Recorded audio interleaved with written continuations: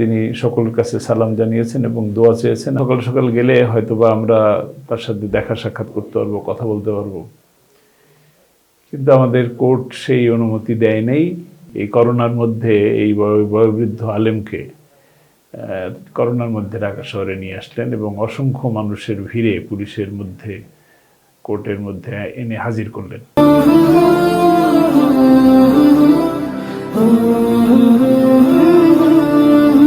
আসসালামু আলাইকুম ওয়া রাহমাতুল্লাহি ওয়া বারাকাতুহু। আলহামদুলিল্লাহি রাব্বিল আলামিন ওয়া সালাতু ওয়া সালামু আলা আশরাফিল আম্বিয়া ওয়াল মুরসালিন ওয়া আলা আলিহি ওয়া আসহাবিহি আজমাইন। সম্মানিত দর্শক শ্রোতা, দেশ এবং বিদেশে যে যেখান থেকে দেখছেন সবাইকে আন্তরিক প্রীতি এবং মোবারকবাদ জানাচ্ছি। আমি আবুল কালাম আজাদ আজহারি। সম্মানিত দর্শক শ্রোতা, আজকে আপনাদের সকলেরই মনের মধ্যে একটি আকাঙ্ক্ষা, হঠাৎ করে দীর্ঘদিন পরে আল্লামা সাঈদী সাহেব মুক্ত আকাশে। সকলের আকাঙ্ক্ষা তিনি কেমন আছেন। জি, আপনাদের এই প্রশ্ন এবং এই আকাঙ্ক্ষার জবাব এবং এই বিষয়ে জানতে আজকে আমরা হাজির হয়েছি এদেশের বরেণ্য ইসলামী চিন্তাবিদ, তাফসীরুল কোরআন মাহফিলের জগতে শ্রেষ্ঠ ইসলামিক স্কলার, মুফাসসির কোরআন আল্লামা দেলোয়ার হোসেন সাঈদী সাহেবের সুযোগ্য সন্তান শামীম বিন সাঈদী। আসসালামু আলাইকুম ওয়া রাহমাতুল্লাহি ওয়া বারাকাতুহু। ওয়া আলাইকুম আসসালাম ওয়া রাহমাতুল্লাহ। আপনি কেমন আছেন? আলহামদুলিল্লাহ, আলহামদুলিল্লাহ। আলহামদুলিল্লাহ। আমাদের স্টুডিওতে আসার জন্য এবং দর্শক শ্রোতা যারা দেখছেন সবার পক্ষ থেকে আপনাকে আন্তরিক অভিনন্দন জানাচ্ছি। হ্যাঁ, আমিও আপনার মাধ্যমে আলহেরা ইসলামিক সেন্টারের কর্তৃপক্ষ সহ দেশ বিদেশের সকল দর্শক শ্রোতাকে অভিনন্দন জানাচ্ছি এবং শুভেচ্ছা জানাচ্ছি। মাশাআল্লাহ। দর্শক শ্রোতা, আপনারা অবশ্যই খুশি হবেন যে এত বড় একজন মানুষ তিনি আজকে আপনাদের সামনে উপস্থিত, এবং তার থেকে আজকে শুনবো যে কেমন আছে কোরআনের পাখি। আজকে আমরা হঠাৎ করেই দেখলাম যে ফেসবুক সহ সব জায়গায় আল্লামা দেলোয়ার হোসেন সাঈদী সাহেবের ছবি। তিনি সবার উদ্দেশ্যে হাত উঁচু করে হয়তো কিছু বলতে চাচ্ছেন। আপনি তো সেখানে ছিলেন, এবং আপনি যদি এর গোটা কথাটাই আমাদের দর্শকদেরকে একটু জানাতেন। ওয়ামাকারু ওয়া মাকারাল্লাহু আল্লাহু খায়রুল মাকিরিন। আল্লাহ তাআলাই সর্বোত্তম পরিকল্পনাকারী। একেবারে হঠাৎ করেই আমরা গত ৩-৪ দিন আগে জানতে পারলাম যে দুইটা মামলায় জজ কোর্টে ছিল, কিন্তু এটা বিশেষ কোর্ট করে বিশেষ আদালতের মাধ্যমে এই ঢাকা আলিয়ার মাঠে বিশেষ আদালতে স্থাপন করে সেখানে একটা বিচার প্রক্রিয়া শুরু করার চিন্তা সরকার করছে বা কোর্ট স্থানান্তর করা হয়ে গেছে। সেই অবস্থায় আমরা জানতে পারলাম এবং সেই অনুযায়ী আইনজীবীরা প্রস্তুতি নিলেন। তো মামলা সংক্রান্ত বিষয়ে পরেই বলি। মূলত প্রথম কথা যেটা, যে আপনারা জানতে চাচ্ছেন হুজুর কেমন আছেন, এটা তো আপনারা দেখতেই পেলেন যে উনি অনেক কষ্ট করে গ্রিল ধরে বাসের প্রিজন ভ্যানের হ্যান্ডেল ধরে উঠে হাত উঁচু করলেন। আমরা সকাল সকাল গেছিলাম, মনে করছিলাম যে গত মার্চ মাসের 10 তারিখে আমাদের শেষ সাক্ষাৎ হয়েছিল, তারপর তো আর সাক্ষাৎ হয়নি। যার কারণে মনে করলাম যে সকাল সকাল গেলে হয়তোবা আমরা তার সাথে দেখা সাক্ষাৎ করতে পারবো, কথা বলতে পারবো, কিন্তু আমাদের কোর্ট সেই অনুমতি দেয় নাই। কিন্তু তাকে ঠিকই এই করোনার মধ্যে এই বয়োবৃদ্ধ আলেমকে করোনার মধ্যে ঢাকা শহরে নিয়ে আসলেন এবং অসংখ্য মানুষের ভিড়ে পুলিশের মধ্যে কোর্টের মধ্যে এনে হাজির করলেন। দেখ, আলহামদুলিল্লাহ, যতটুকু দেখলাম, যতটুকু বুঝলাম, এবং আগেও আমি আপনাদেরকে নানানভাবেই জানানোর চেষ্টা করেছি যে দেখা সাক্ষাৎটা বন্ধ আছে সত্য, কিন্তু আমরা বিভিন্ন কর্তৃপক্ষের মাধ্যমে জানতে পারি যে উনি সুস্থ আছেন। এখন বরং আশঙ্কা হচ্ছে, বর্তমানে এখন আশঙ্কা হচ্ছে যে হঠাৎ করেই এই যে নিয়ে আসলেন এবং এই যে একটা জনগণের সাথে এবং করোনার যে বাহিরের যে অনেক মানুষের মধ্যে মিলিত হলেন। দুইটা দিকই আছে। একটা হলো যে এটা তো আল্লাহর শুকরিয়া, আলহামদুলিল্লাহ, রব্বানা লাকাল হামদ, যে দীর্ঘ অনেক বছর পরে বাংলাদেশের বাঙালি আমার ভাই ও বোনেরা তাকে দেখতে পারলেন টিভির মাধ্যমে, মিডিয়ার মাধ্যমে, স্থির চিত্রের মাধ্যমে। বেশ কিছু চ্যানেল তাকে দেখানো হয়েছে। তো আলহামদুলিল্লাহ এটার মাধ্যমে অনেক মানুষ দেখলেন, এটা যেমন ঠিক, আবার এটাও ঠিক যে আমরা তো 9 মাসের মতন ধৈর্যের সাথে ছিলাম, দেখা হচ্ছে না মনে কষ্ট ছিল, কিন্তু একটা আস্থাও ছিল যে মানুষের সাথে মেশামেশি হচ্ছে না, কাজেই সুস্থ আছে।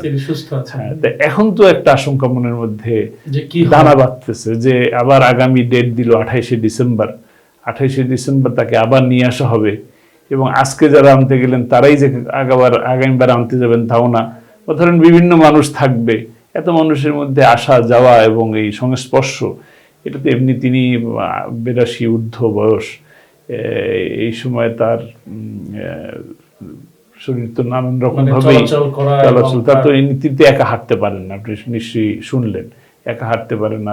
আমাদের আইনজীবী মোহতারাম অ্যাডভোকেট মতিউর রহমান আকন সাহেব তো বললেন, শুনলেন যে উনি একা হাঁটতে পারতেছেন না, হাঁটতে পারেন না, এটা আমরাও জানতাম, হাঁটতে পারেন না, আরেকজনের সহযোগিতা নিতে হয়।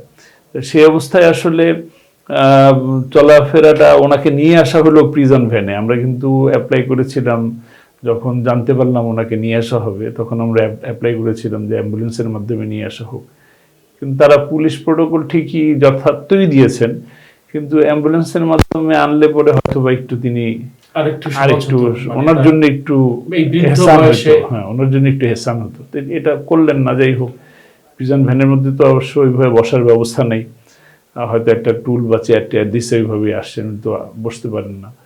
তো আলহামদুলিল্লাহ এরপর আমরা দূর থেকে যা দেখলাম, আল্লাহর কাছে লাখো কোটি শুকরিয়া,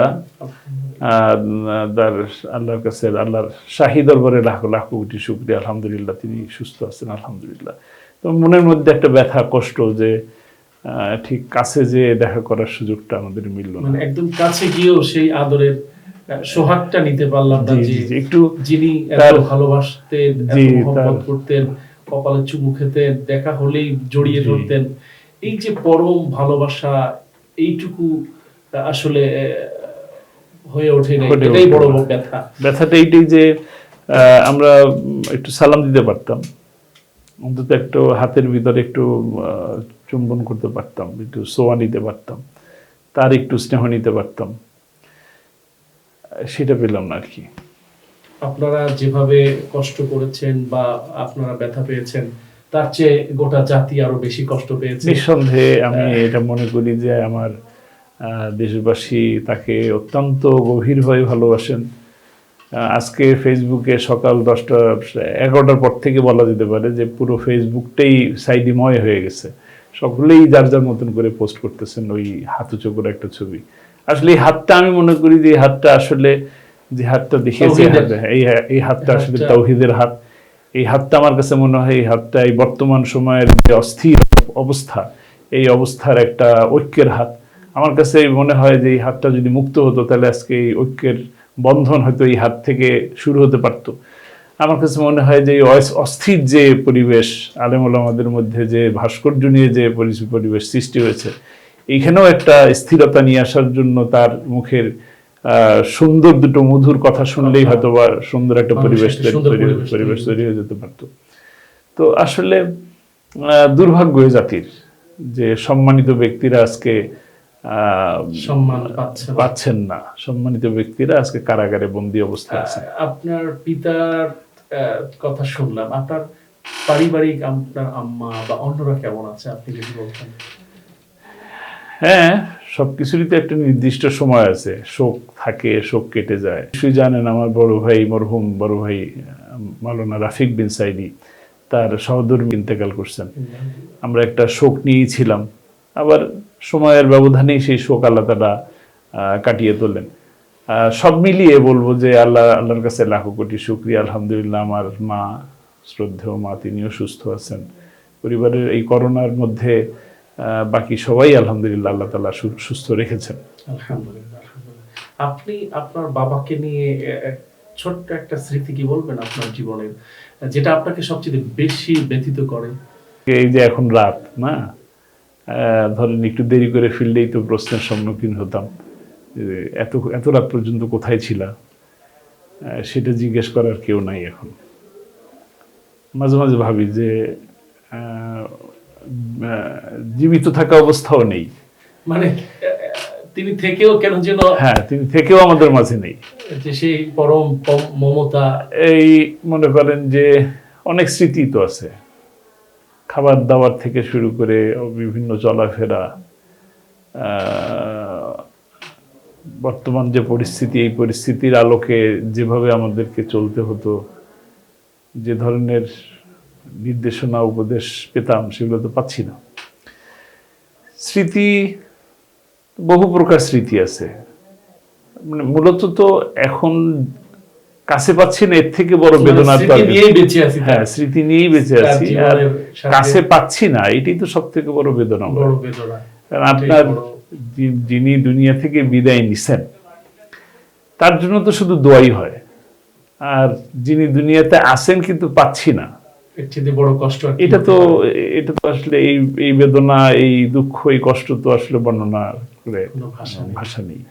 আসলে আপনি যেভাবে বললেন, আসলে একজন আদর্শ পিতা হিসেবে তার যে ভালোবাসা, মায়া, তার যে গাইড আপনারা পেয়েছেন, আজকে থেকেও সেই তার থেকে দূরে, বিশেষ করে তার এই বৃদ্ধ বয়সে উঠতে বসতে চলাফেরায় যে আপনাদের একটু সহযোগিতা তার জীবনে যে প্রয়োজন, আজকে তার থেকেও দূরে থাকা, এটাও একটা বড় ধরনের হ্যাঁ, একটা মনে করেন এখন তো তার সেবা পাওয়ার সময়, তার তো এখন একটু ভালো মন্দ খাওয়ার সময়, তার এখন মনে করেন নাতি নাতনিদের নিয়ে খেলাধুলা করার সময়, দুষ্টুমি করার সময়, বা আমার তো তার তো নাতির ঘরেও বাচ্চা আসছে আলহামদুলিল্লাহ, মানে তিনি বড় আব্বা, সেই হিসেবে তার সাথে তো তার একটা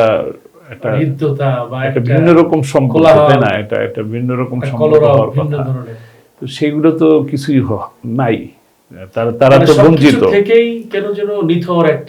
তারা তো বঞ্চিত, তারা তো এই ভালোবাসা, এই স্নেহ, আর তিনি তো আসলে শিশুদেরকে মন প্রাণ উজাড় করা ভালোবাসা দিতে জানেন। আমরা দেখেছি যে আপনাদের অনেক ছবিতে ছোটবেলার কোলে নিয়ে বাচ্চাদের ভালোবাসা, তিনি যেমন মানুষের ভালোবাসা পেয়েছেন তেমনি ভাবে তিনি তো মানুষকে ভালোবাসতেও জানেন।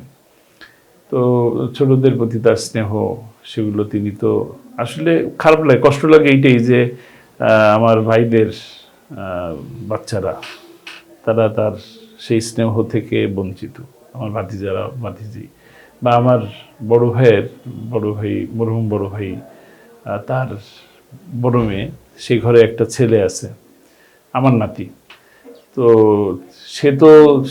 সে তো আসলে কিছুই পায়নি।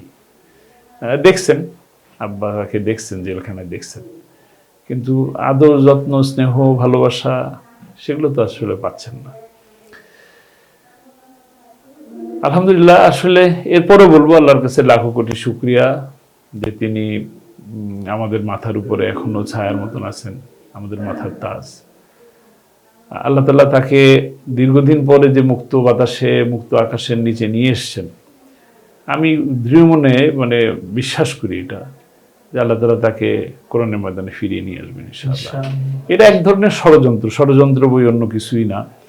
যে আপনি একটা মানুষকে যে মামলা দিচ্ছেন, যুদ্ধাপরাধের যে মামলা দিচ্ছেন, সেই মামলার মধ্যে সবই আছে, লুণ্ঠন আছে, ডাকাতি আছে, খুন আছে, আপনার ধর্ষণ আছে, তো সবই তো আছে। একটা মানুষের চরিত্রের, একটা মানুষকে খারাপ বানানোর জন্য, একটা মানুষকে সকল দিক থেকে ধ্বংস করে দেওয়ার জন্য যা কিছু করার দরকার, তো সবই আছে। অপবাদ বলতে যা বোঝায়, নতুন করে মনে করেন যে এই যে মামলা 5 লাখ টাকার জাকাতের অর্থ আত্মসাৎ যে মামলা, এটা একটু না বললেই নয় যে ইসলামী ফাউন্ডেশনের কাছে পিরোজপুর ইসলামী সমাজ কল্যাণ পরিষদ নামে একটি সংগঠন, তারা কিছু টাকা ইসলামিক ফাউন্ডেশনের মধ্যে ধর্ম মন্ত্রণালয়ের কাছে অনুদান চেয়েছিল। তো যেহেতু 2001 থেকে 2006 সাল পর্যন্ত পিরোজপুর 1 আসনের সংসদ সদস্যের দায়িত্ব পালন করছেন, নির্বাচিত সংসদ সদস্য ছিলেন, এই কারণে যারাই সমাজ কল্যাণমূলক কাজ করেছেন বা যারা সমাজ কল্যাণমূলক উন্নয়নের যে কোনো ধরনের উন্নয়নের কাজের জন্য আব্বার কাছে এসেছে, তাদেরকে তিনি নিরাশ করেন নাই। তিনি তাদেরকে যেভাবে যতদূর সম্ভব সহযোগিতা করেছেন। তো ইসলামী সমাজ কল্যাণ পরিষদ ওই টাকা অনুদানের জন্য সরকারের কাছে বা ধর্ম মন্ত্রণালয়ের কাছে যে অনুমোদনের জন্য দরখাস্ত করেছে, সেই দরখাস্তে উনি একটা সুপারিশ করেছেন। তা আলহামদুলিল্লাহ, তার তো সম্মান দেশব্যাপী, এবং সরকারও তাকে সম্মান করতে। তো সরকার তাদের সেই ইসলামী ফাউন্ডেশনের সেই আবেদনকে মঞ্জুর করছে, 5 লাখ টাকা অনুদান দিছে। সেই 5 লাখ টাকা কিন্তু গেছে পিরোজপুর ডিসির বরাবর। আচ্ছা, ডিসি ইসলামী ফাউন্ডেশনকে দিছে। ইসলামী ফাউন্ডেশন দিছে কাকে? ইসলামী সমাজ কল্যাণ পরিষদকে। ইসলামী সমাজ কল্যাণ পরিষদের সেই সময়কার সভাপতি ছিলেন তোফাজ্জল হোসেন ফরিদ সাহেব। তিনি মনে করেন যে তার স্থানীয় লোকজনদেরকে আপনার এক একজনকে 5,000 টাকা করে 100 মানুষকে তিনি বন্টন করেছেন। সেই বন্টনের সময় কিন্তু আপনার ডিসি সাহেব এবং নিজে উপস্থিত থেকে ডিসি সাহেব এবং ইসলামী ফাউন্ডেশনের যে পিরোজপুরের ডিডি, তাদের স্বাক্ষরে অনুমোদিত হয়ে সমস্ত ডকুমেন্ট সবকিছু 300 টাকার স্ট্যাম্পের উপরে, রেভিনিউ স্ট্যাম্পের উপরে সেই সমস্ত গ্রহীতারা সিগনেচার করে একে একে করে টাকাগুলো নিয়ে গেছে। তো সেইখানে টাকা বন্টন হয় নাই বা এটা আপনি কিভাবে বলেন? আর আত্মসাৎ হওয়ারই বা প্রশ্ন কোত্থেকে আসে? সুযোগ কোত্থেকে আসে? আপনি কি মনে করছেন এটার আসলে নেপথ্যে তারা কি চায়? নেপথ্য একটা মানুষকে হেয় প্রতিপন্ন করা, হয়রানি আর তাছাড়া। আর এটাও একটা ব্যাপার, মামলাটা করা হলো 2010 সালে। আপনার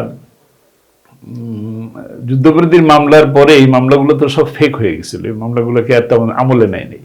8 বছর পরে তারা কেন এই মামলাকে গুরুত্ব দিয়ে নিয়ে এসে বিশেষ আদালতে নিয়ে আসলো, ফাঁসি দিতে পারে নাই, সেটাই কি কোনো কারণ কিনা, বা অন্য কোনো উদ্দেশ্য আছে কিনা? করোনার মধ্যে তাকে আল্লাহ ভালো জানে, আমি আর ভাবতে পারি না। দোয়া করি যেন আল্লাহ তাকে আবার পরমের ময়দানে নিয়ে আসেন ইনশাআল্লাহ। আমিন। আল্লাহ যেন তাকে আবার সুস্থ রাখেন, বিশেষ করে হায়াত দেওয়ার তো মালিক আল্লাহ। নিশ্চয়ই আল্লাহ যেন তার হায়াত বাড়িয়ে আবার সেই কোরআনের ময়দানে কোটি জনতার সামনে হাজির করেন। আলহামদুলিল্লাহ। আপনি এই দর্শকদের ব্যাপারে সর্বশেষ কি বলবেন? দর্শকদের ব্যাপারে এই মুহূর্তে বলতে চাই যে দেশটা অস্থির অবস্থায় আছে মূলত ভাস্কর্য নিয়ে। তো ভাস্কর্য তো আসলে দেশ স্বাধীন হওয়ার আগের থেকেই আছে, ভাস্কর্যের প্রতিবাদ আজকে থেকে হচ্ছে না। অনেকে বলে যে ভাস্কর্য তো আগেও আছে, এখন কেন এত জোরালো প্রতিবাদ? আপনি দেখবেন যে ইদানিং ফেসবুক খুললে আবার অনেক ছোট ছোট বক্তব্য আছে, ক্লিপ আছে, ভাস্কর্য মূর্তির বিরুদ্ধে বক্তব্য আছে। তো আল্লামা সাইদি সাহেব নেই, আলহামদুলিল্লাহ কোরআনের পাখি কিন্তু কম নেই। কোরআনের পক্ষে কথা বলার মতন অনেক বক্তা আলহামদুলিল্লাহ সৃষ্টি হয়েছে। তারা তাদের মতন করে জোরালোভাবেই প্রতিবাদ করতেছেন, এবং এটি ইমানির দায়িত্ব।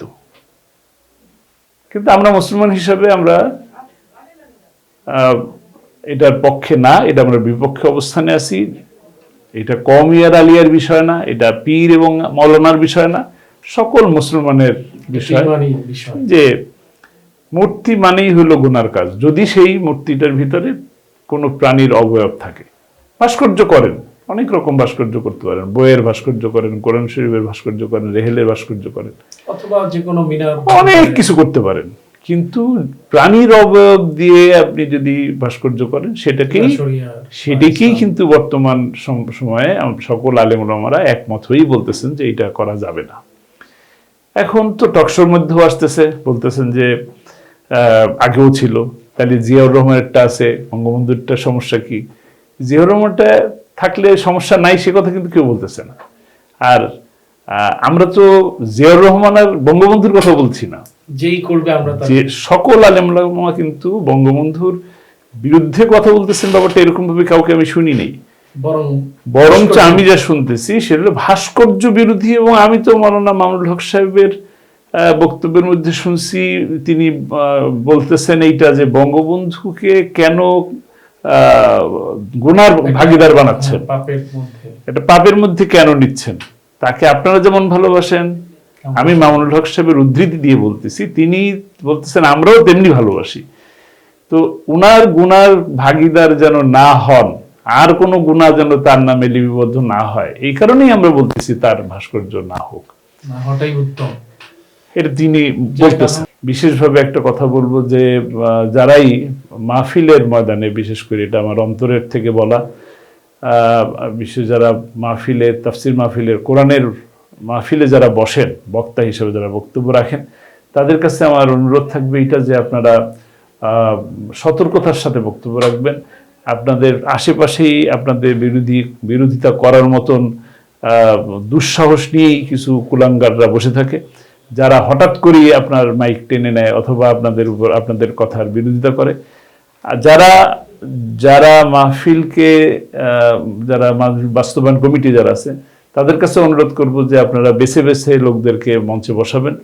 একেবারে চেনা জানা অচেনা মানুষকে মঞ্চের মধ্যে উঠতে দিবেন না, যাতে করে বক্তার সম্মানের হানি ঘটে। একজন আলেম ওলামাদের সামনে দাঁড়িয়ে এরকম গালিগালাজ করে, এ ধরনের বেয়াদবরা যেন মঞ্চের মধ্যে বসতে না পারে, সেই ব্যাপারটাও আপনারা বাস্তবায়ন কমিটি সতর্কতার সাথে দেখবেন। আর সকল দেশবাসীর কাছে আমি বলতে চাই যে আপনারা দেখতে পেরেছেন যে কোর্টের বারান্দা থেকে বের হয়ে এসে হুইল চেয়ারেই কিন্তু তিনি ছিলেন, ভ্যানে উঠলেন এবং আপনাদেরকে জাতির উদ্দেশ্যে সালাম জানিয়ে তিনি বিদায় নিছেন। আপনারা মেহরবানি করে আপনাদের যখনই ফুসরত মিলে, যখনই মনে করবেন যে নিজের পিতামাতার জন্য দোয়া করতেছেন, তখন অবশ্যই তার নামটা মনে করে একটু দোয়া করবেন, যেন আল্লাহ তাআলা তাকে হায়াতে তাইয়্যিবা দান করেন, শেফায়ে কুল্লিয়া দান করেন, যেন সুস্থ অবস্থায় রাখেন, করোনা মুক্ত রাখেন, করোনার এই গজব থেকে গোটা দেশবাসীকে রক্ষা করুন এবং আল্লাহ তাআলা যেন তাকে কোরআনের ময়দানে ফিরিয়ে নিয়ে আসেন। এবং আপনারা সকলেই, আমি দোয়া করি আপনারা সকলেই ভালো থাকুন, সুস্থ থাকুন, কোরআনের পথে, হক পথে থাকুন, আমাদের সেই পথে থাকার তৌফিক দান করুন। তৌফিক ইল্লা বিল্লাহ। আসসালামু আলাইকুম ওয়া রাহমাতুল্লাহ। অনেক ধন্যবাদ আজকে আপনি আমাদের সময়, এই দীর্ঘ সময় দেওয়ার জন্য, বিশেষ করে দর্শক যারা দেখছে, দর্শকদের পক্ষ থেকে। আর আমরা দোয়া করি আল্লাহ রাব্বুল আলামিন আপনাদের পরিবার, কোরআনের পাখি, আপনার আব্বা, আপনার আম্মা এবং যারাই আছে, আল্লাহ যেন সবাইকে সুস্থ রাখেন এবং কোরআনের পাখি আবার কোরআনের ময়দানে ফিরে এসে সবাইকে যেন নিয়ে দ্বীনের পথে চলতে পারেন, আল্লাহ সেই তৌফিক কামনা করছি। সম্মানিত দর্শক শ্রোতা, আপনারা এতক্ষণ দেখলেন এদেশের বড় ইসলামী চিন্তাবিদ, মুফাসসির কোরআন আল্লামা দেলোয়ার হোসেন সাঈদী সাহেবের ছেলে আলহাজ শামীম বীর সাঈদী একান্ত কিছু কথা। তিনি কথা বলতে বলতে অনেকটা চোখ থেকে পানি বেরিয়ে আসলো। তিনি যেন তার বাবার সেই স্মৃতি স্মরণে আনতে আনতে যেন চোখের কোণায় পানি চলে আসলো। হয়তো আপনাদের চোখেও কোরআনের পাখির ওয়াজ শুনতে শুনতে এখন চোখ থেকে পানি পড়ে। সেই জন্য আজকে আপনাদের কাছে দোয়া চাই, আপনারা দোয়া করবেন, দেশবাসী সকলেই দোয়া করবেন, আল্লামা সাঈদী পরিবারের জন্য দোয়া করবেন, আল্লাহ রাব্বুল আলামিন যেন তাকে কোরআনের ময়দানে আবার ফিরিয়ে নিয়ে আসেন এবং আল্লাহ হায়াত বাড়িয়ে দেন, আল্লাহ যেন তাকে সুস্থ রাখেন। সকলকেই আল্লাহ ভালো রাখুন। কথা হবে আবার নতুন কোনো বিষয়ে, সে প্রত্যাশায় আজকের মতো বিদায় নিচ্ছি। আসসালামু আলাইকুম ওয়া রাহমাতুল্লাহি ওয়া বারাকাতুহু।